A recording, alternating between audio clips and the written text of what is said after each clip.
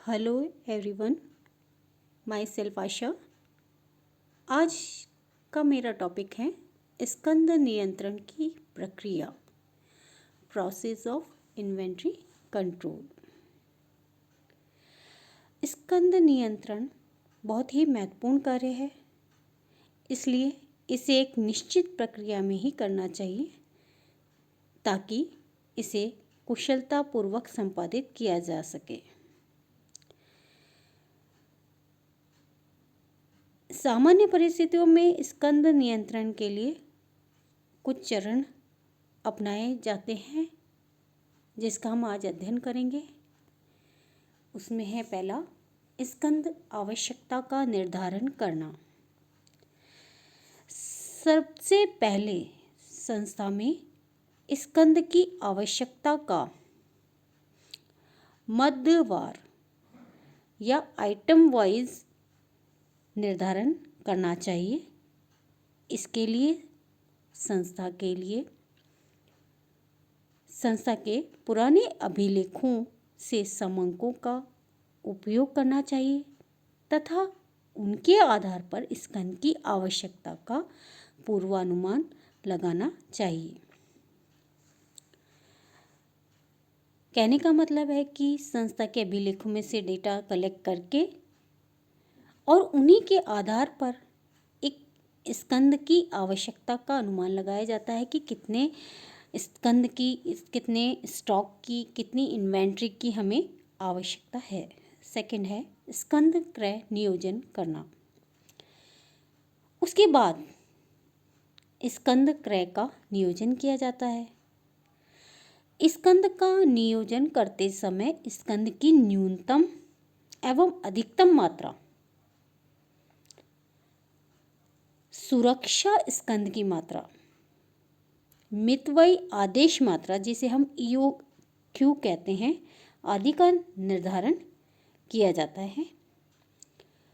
नियोजन करते समय स्कंद नियंत्रण की सभी तकनीकों में से श्रेष्ठ तकनीक का उपयोग करना चाहिए। तीसरा पॉइंट है हमारा स्कंद क्रय की व्यवस्था करना।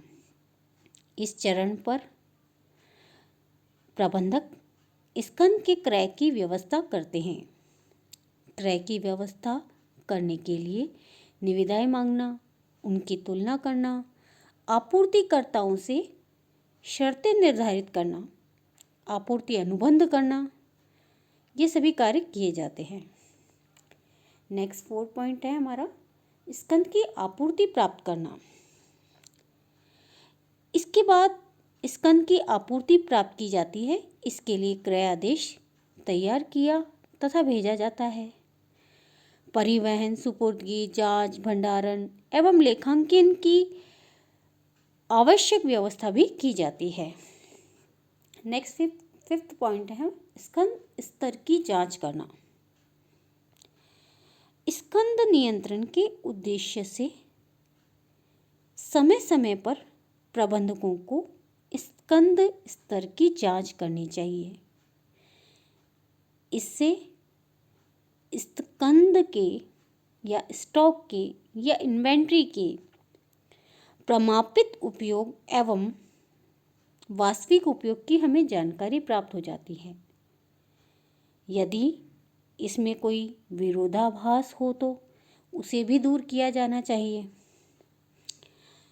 6 पॉइंट है भौतिक सत्यापन, फिजिकल वेरिफिकेशन।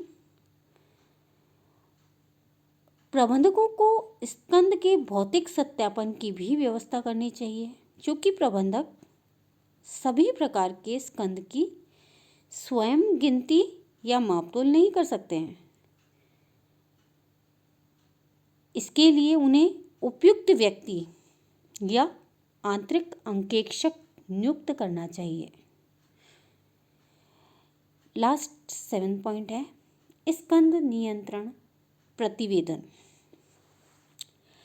स्कंद नियंत्रण करने के उद्देश्य से प्रबंधकों को स्कंद के संबंध में एक सामयिक प्रतिवेदन की व्यवस्था करनी चाहिए।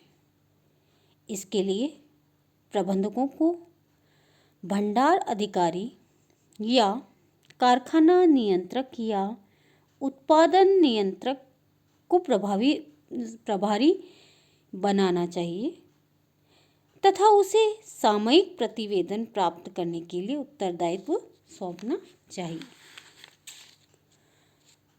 आज के लिए बस इतना ही। अगले वीडियो में हम आपसे नए टॉपिक के साथ पुनः मिलेंगे। धन्यवाद।